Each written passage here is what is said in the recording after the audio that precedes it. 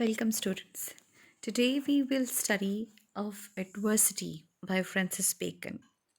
In this essay, Bacon is discussing the superiority of adversity और इसमें वो इसकी significance, इसकी importance बता रहा है with reference to historical mythology जिस तरह कि हम पहले भी हम जानते हैं कि वो ग्रीक मैथोलॉजी को हिस्टोरिकल इंसिडेंट्स को वो बीच में कोट करता है to justify his points to validate his points और यहाँ पर भी उसने इसी तरह से किया है जी ऑफ एडवर्सिटी में. Let's start with our essay. It was in high speech of Seneca, after the manner of the Stoics. Seneca, once again, हमने पहले भी पढ़ा था. Seneca is Roman philosopher. और वो स्पीच क्या कर रहा है, वो बात क्या कर रहा है, वहाँ से स्टार्ट किया. बड़ा एब्रप्ट स्टार्ट है और it shows that the essayist is a bold personality who discusses what he wants to discuss.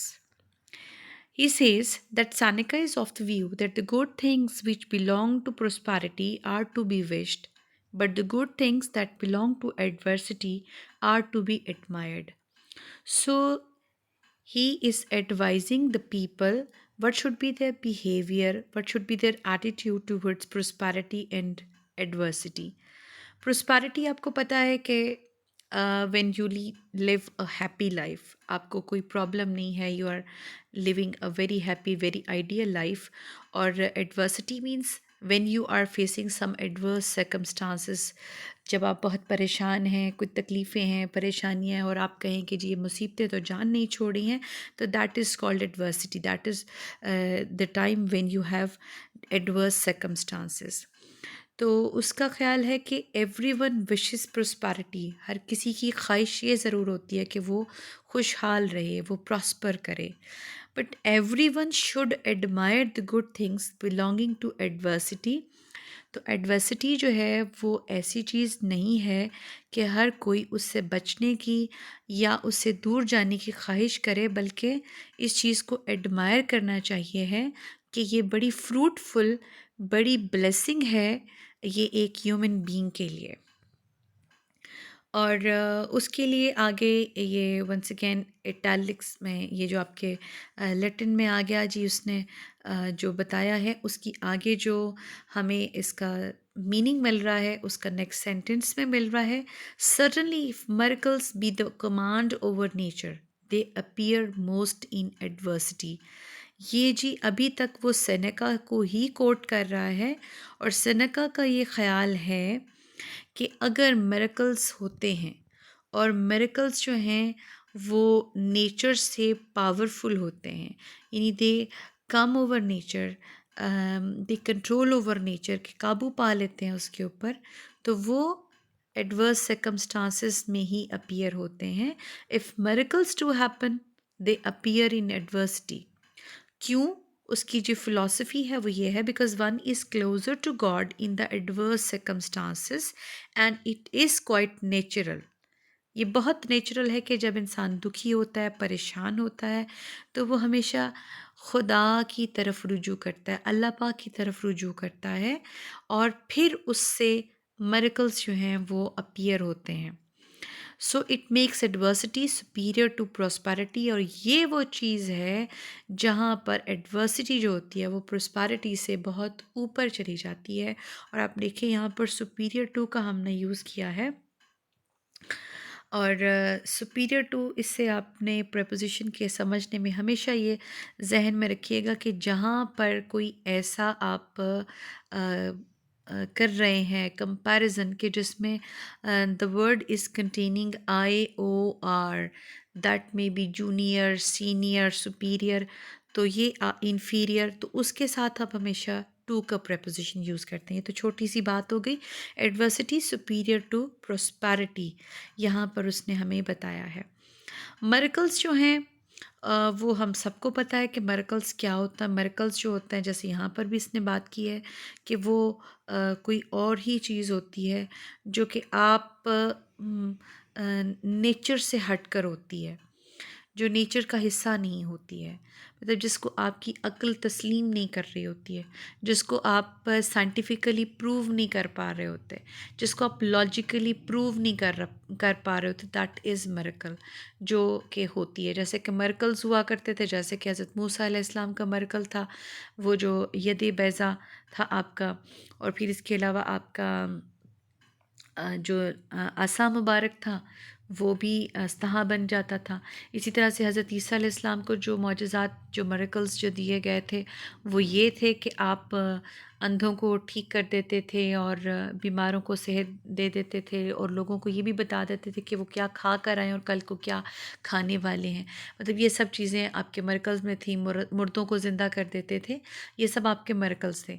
और नबी पाक सल्लल्लाहु अलैहि वसल्लम के मिरेकल्स जो हैं वो बहुत सारे हैं, माशाल्लाह से, इतने, जिसमें कि शकुल कमर का मौजज़ा है, सूरज का वापस पलटाना है, फिर आपके जो कंकड़ियों का है वो कलमा पढ़ना है, दरख्त का आ जाना है, आपके जो दस्ते मुबारक है, आपकी जो अंगूष्टे मुबारक हैं उनमें से पानी का जारी हो जाना है। तो there are so many miracles. और उसके लिए आपने फरमाया कि जी अगर कोई शख्स जो है वो शरीयत के मुताबिक चल रहा है और उससे इस तरह की चीज़ें ज़ाहिर हो रही हैं, तो ये उसको जो है वो, अगर तो वो नबी के दर्जे पर फ़ाइज़ है तो नबूवत के दर्जे पर फ़ाइज़ है तो ये मुअजिज़ा होता है। और अगर वो नबूवत के बाद का ज़माना है, यानी नबूवत जैसे कि ख़त्म हो चुकी है, तो अब किसी से ज़ाहिर होंगी, या वो नबी नहीं है, गैर नबी से ज़ाहिर होती हैं, वो शरीयत का पाबंद है, तो उसको करामत कहते हैं।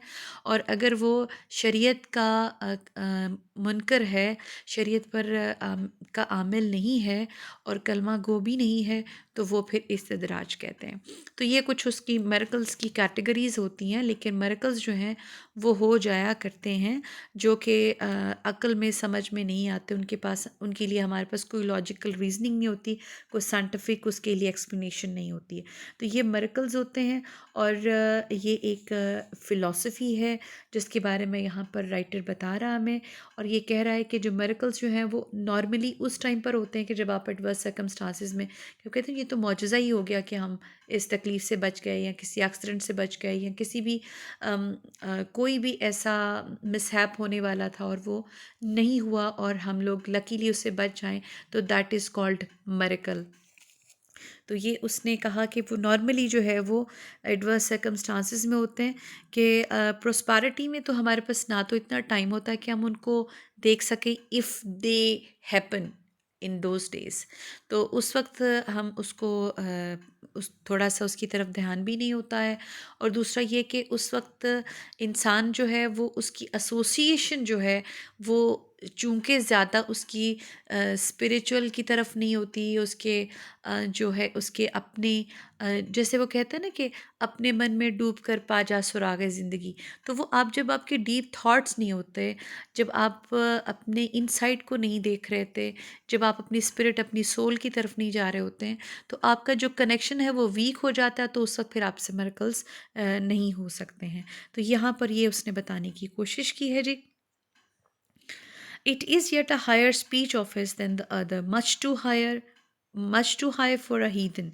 अब इसमें एक तो ये चीज़, इसमें ये पता चल गया हमें कि adversity is superior to prosperity, और दूसरी यहाँ पर हमें हीदन की बात पता चलती है कि जी सेनेका जो था वो एक हीदन था, और हीदन का हमने बात की है कि हीदन जो होते हैं वो कोई बीच की चीज़ होते हैं, ना तो उनके कोई जो व्यूज़ होते हैं, और अकीदा जो होता है वो ना तो उनका क्रिश्चियन का अकीदा होता है, ना ज्यूज़ वाला अकीदा होता है, ना मुस्लिम्स का अकीदा होता है, यानी कि उनके अपने कुछ व्यूज़ होते हैं, उनकी अपनी कोई रिलीजियस फ़िलासफ़ीज़ होती हैं जिनको वो फॉलो कर रहे होते हैं।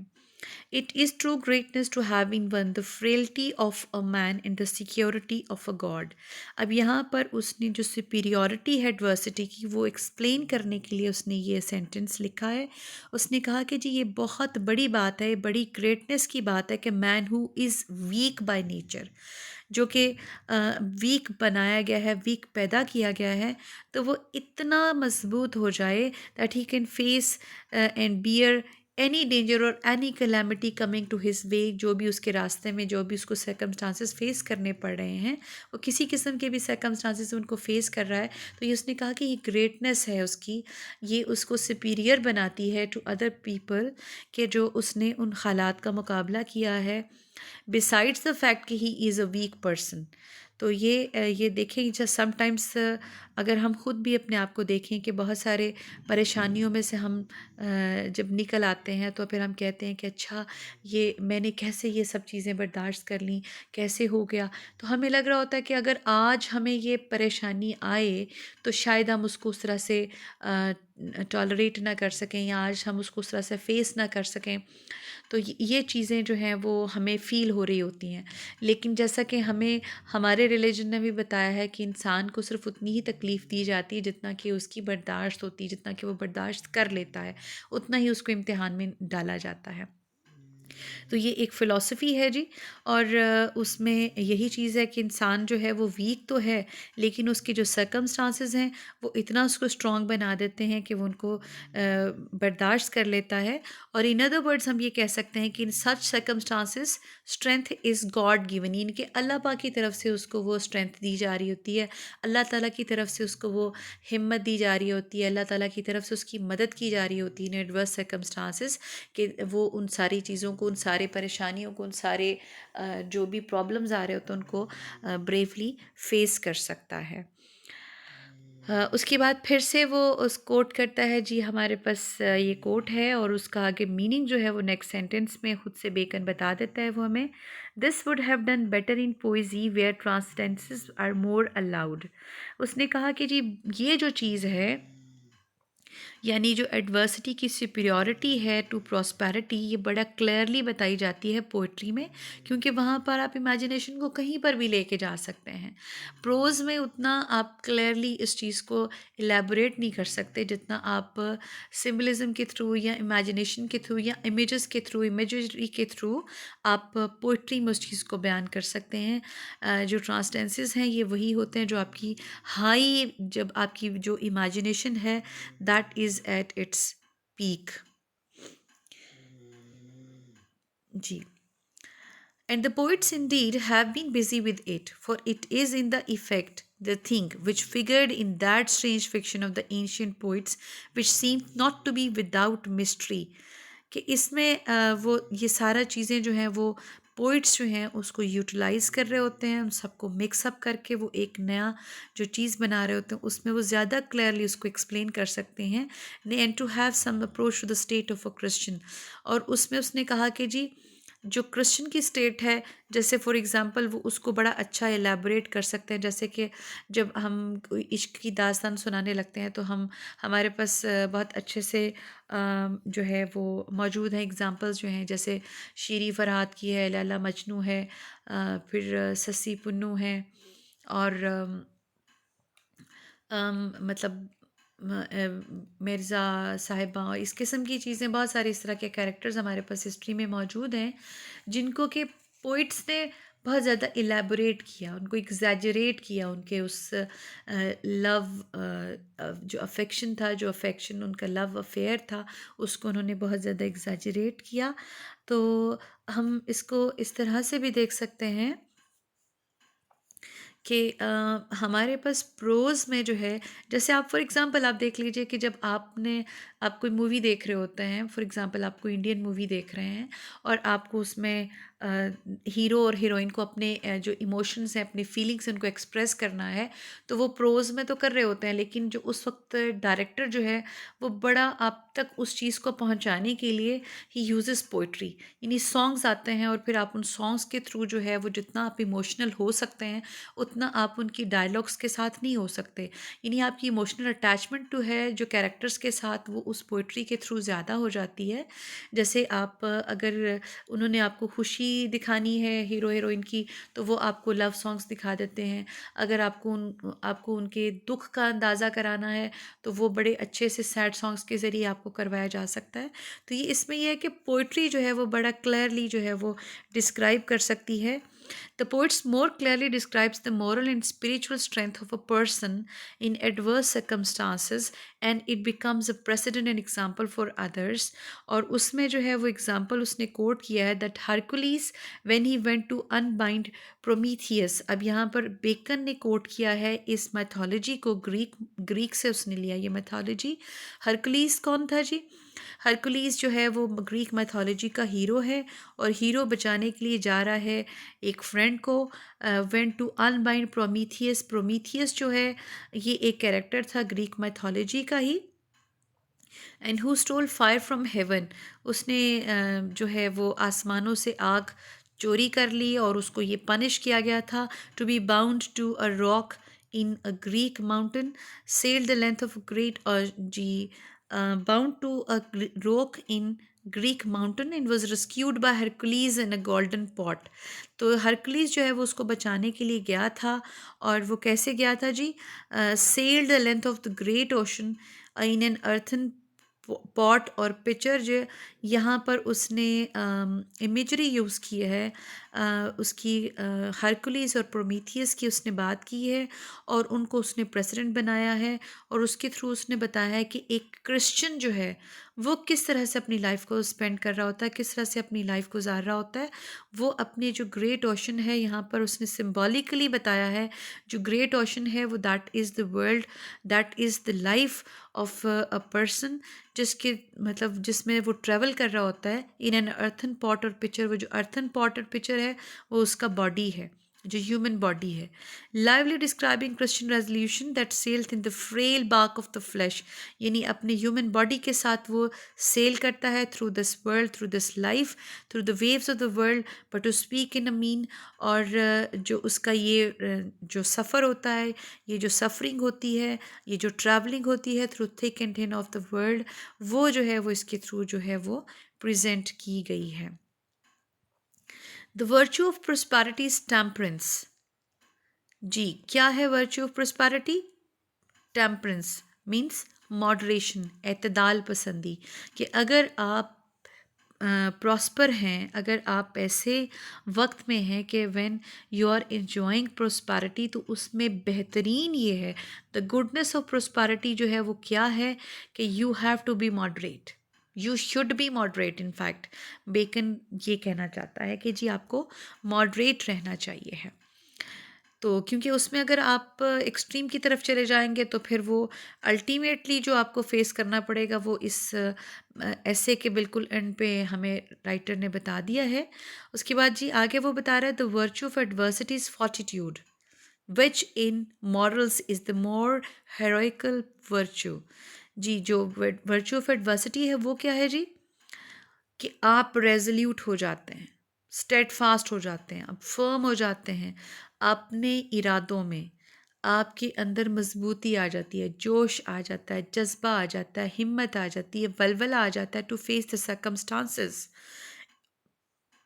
Circumstances of danger and hardships. के किसी किस्म के भी प्रॉब्लम्स होते हैं तो जो आपके एडवर्स कंडीशंस हैं वो आपको स्ट्रॉन्ग बना देते हैं.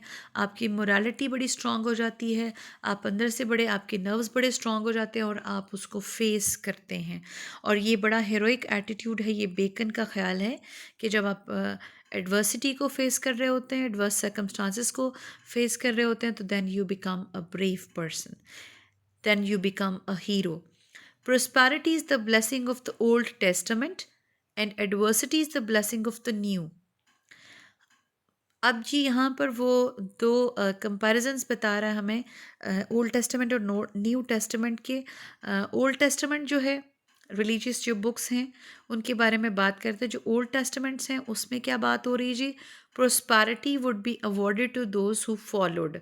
ये उसमें ये बात हो रही है कि जी जो लोग इसको फॉलो करेंगे उनको एज अ रिवॉर्ड प्रोस्पैरिटी दी जाएगी. और न्यू टेस्टामेंट वो क्या कह रहे हैं जी? Adversity is a blessing which will bring God's favour and the blessing. यहाँ पर वो कह रहे हैं जी which carrieth the greater benediction and the clearer revelation of God's favor। यानी कि जो आपका न्यू टेस्टामेंट है वो बता रहा है कि एडवर्सिटी एक ब्लेसिंग है, और अगर आप एडवर्सिटी को आप फेस करेंगे तो फिर क्या होगा, आपको ultimately you will be rewarded with God's favour. Allah पाक की मदद आपको मिल जाएगी, अल्लाह पाक की विल आपको मिल जाएगी, अल्लाह पाक की खुशनुदी आपको, रज़ा मिल जाएगी आपको। तो ये रिलीजियस फ़िलासफ़ी यहाँ पर आ गई है जी। Yet even in the Old Testament, अब ये फिर दोबारा से ओल्ड टेस्टामेंट की तरफ जा रहा है जी। If you listen to David's harp, आप हज़रत दाऊद अलैहिस्सलाम का यहाँ पर हवाला दिया जा रहा है कि अगर आप उनकी बातें सुने, उनके जो स्टेटमेंट्स हैं उनकी बातें सुनते हैं आप, आपको उनके गे सॉन्ग्स मिलते हैं, बड़े खुशी वाले हैप्पी सॉन्ग्स मिलते हैं। You shall hear as many hearse like airs as carols, तो आप वहाँ पर थोड़े से मॉर्नफुल बड़े सैड सॉन्ग्स भी आपको सुनने को मिलेंगे। यानी ओल्ड टेस्टामेंट में दोनों चीज़ें मौजूद हैं। And the pencil of the Holy Ghost hath laboured more in describing the afflictions of Job than the felicities of Solomon. तो यहाँ पर जो फरिश्ता है उसने जो लिख दिया है, जो आपको उसमें लिखा हुआ मिल रहा है, उसमें ज़्यादा जो फोकस है वो उसकी जो मिजरीज़ हैं, जो अफ्लिक्शंस हैं, जो उनकी तकलीफ़ें हैं, जो प्रॉब्लम्स हैं, जो हार्डशिप्स हैं, उनके ऊपर फोकस ज़्यादा है as compare to the happy moments of Solomon. हज़रत सुलेमान अलैहिस्सलाम की बात हो रही है जी कि उनकी खुशी वाली बातें बताने की बजाय उनके मॉर्नफुल सॉन्ग्स को ज़्यादा फोकस किया जा रहा है। अब क्या वो कहता है कि जी prosperity is not without many fears and distastes. When prosperity comes, it brings with it fears and distaste। बहुत सारी प्रॉब्लम्स भी आती हैं आपको। यानी कि अगर आप खुशहाल ज़िंदगी गुजार रहे हैं, आप अमीर हैं, आप दौलतमंद हैं, आप सेहतमंद हैं, तो आपको उसके साथ कुछ फियर्स भी एसोसिएटेड मिलते हैं। And that is quite natural, क्योंकि जब आप अमीर होते हैं आपको थोड़ा सा खौफ होता है ये दौलत ख़त्म ना हो जाए। जब आप जवान हैं, यंग हैं, तो आपको ये खौफ होता है कि कहीं आपकी जवानी ख़त्म ना हो जाए।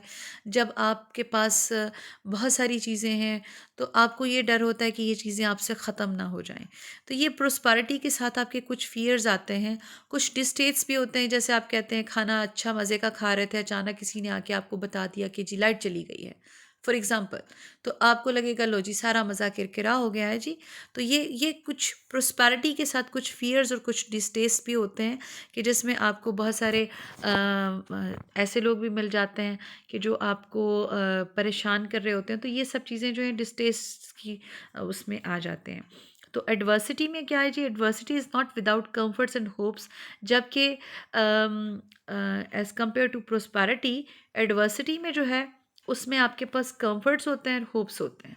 तो अगर आप ये देखें तो बड़ी रिलीजियस फ़िलासफ़ी हमारे साथ मिल रही है कि जो हम बात कर रहे होते हैं, हमारे जो कुरान पाक में अल्लाह पाक ने फरमाया कि माअल उसरी युसरा, कि मुसीबत के साथ आसानी है, मुश्किल के साथ आसानी है, परेशानी के साथ आसानी है। यानी कि ये एक फ़िलासफ़ी है बड़ी, आप कह सकते हैं कि रिलीजियस फ़िलासफ़ी यहाँ पर बेकर ने डिस्कस की है कि एडवर्सिटी जब आती है तो उसके साथ आपको ऑटोमेटिकली आपको कंफर्ट्स भी आते हैं, आपको होप्स भी आते हैं कि आपको ये पता होता है कि मतलब अगर आपको ये सारे प्रॉब्लम्स अगर आ रहे हैं, if winter comes can spring be far behind, कि अगर ये मौसम आया है, अगर हिज़ां का मौसम आया तो बहार भी आ जाएगी। अगर ये दिन आए हैं परेशानी के तो ये भी कट जाएंगे, ये भी गुजर जाएंगे। सो ये अपने साथ आपको होपफुल बना रहा है और आपको लेज़ी नहीं होने दे रहा है।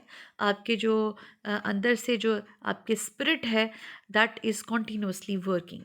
We see in needleworks and embroideries, it is more pleasing to have a lively work upon a sand and solemn ground than to have a dark and melancholy work upon a lightsome ground. Judge therefore of the pleasure of the heart।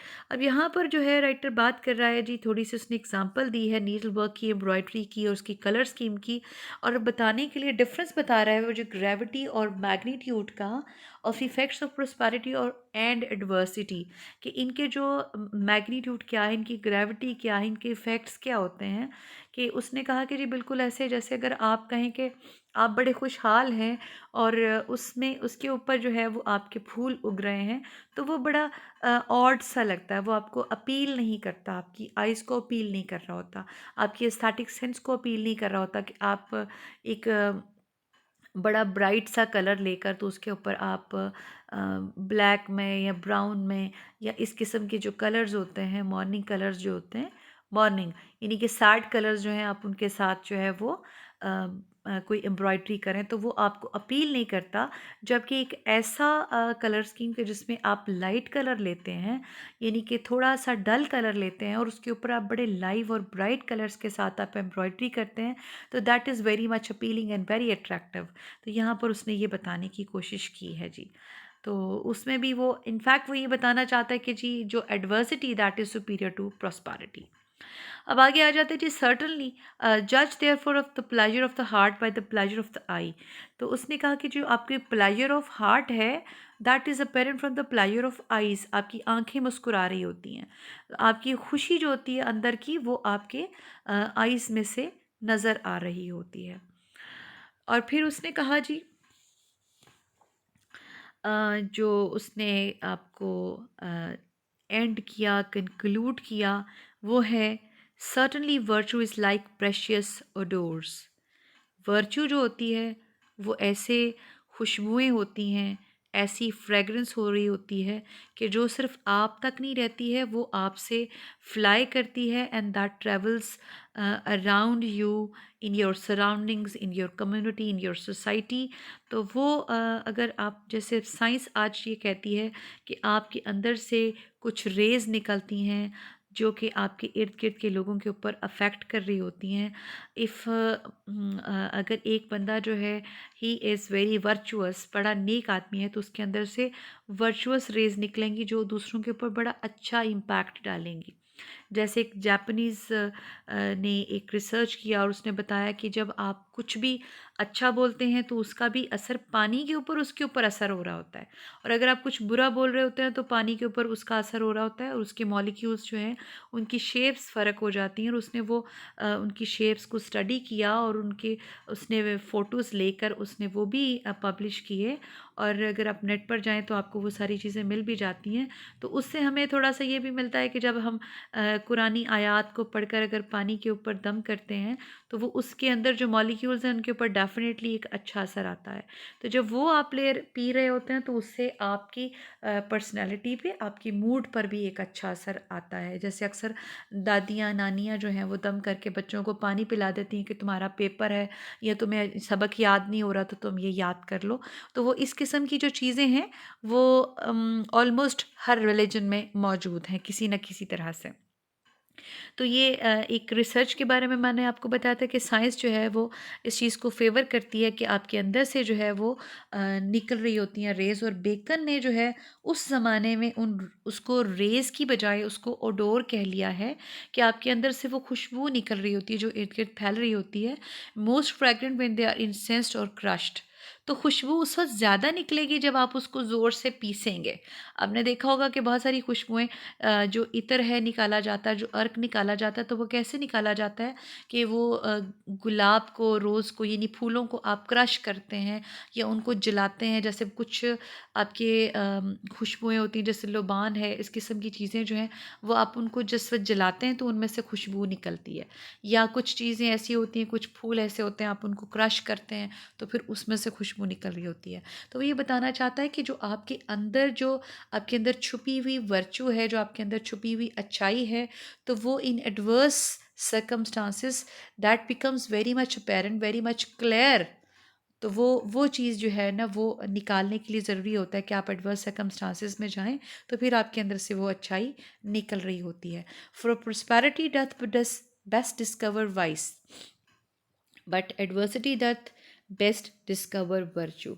तो अब उसने यहाँ पर जो हमें lesson दिया है, जो उसने कंक्लूड किया है, उसने कहा है कि जी प्रोस्पैरिटी में ब्रिंग वाइस, यानी कि अगर उसने उसमें एक हमें जो फार्मूला दिया था वो उसने, अगर हमें अगर आप रिकॉल करें तो पीछे उसने कहा था कि जी prosperity, the virtue of prosperity is temperance, moderate होनी चाहिए, मॉडरेशन होनी चाहिए, इसके अंदर एतदाल पसंदी होनी चाहिए, इक्विलिब्रियम होना चाहिए, बैलेंस होना चाहिए।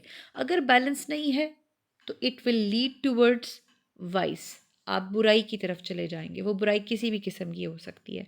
But adversity doth best discover virtue, जबकि जो एडवर्सिटी होती है that brings virtue, that is hidden inside you, आपके अंदर छुपी होती है और उसको डिस्कवर करती है और आप के अंदर से वो निकल कर बाहर आ जाती है।